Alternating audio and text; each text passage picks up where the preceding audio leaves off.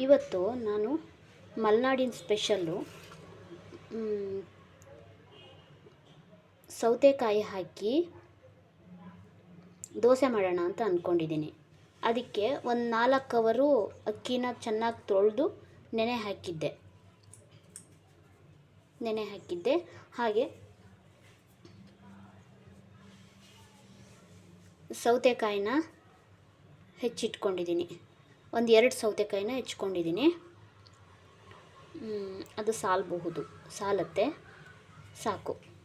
ಅದ್ರ ಜೊತೆಗೆ ಸ್ವಲ್ಪ ತೆಂಗಿನಕಾಯಿ ತುರಿನೂ ಇಟ್ಕೊಂಡಿದ್ದೀನಿ. ತುಂಬ ಏನು ಹಾಕಬೇಕಂತ ಏನಿಲ್ಲ, ಒಂದು 3 ಸ್ಪೂನ್ ಹಾಕಿದರೆ ಸಾಕು. ಇದನ್ನು ಚೆನ್ನಾಗಿ ಫೈನ್ ಪೇಸ್ಟ್ ಮಾಡ್ಕೊಬೇಕು.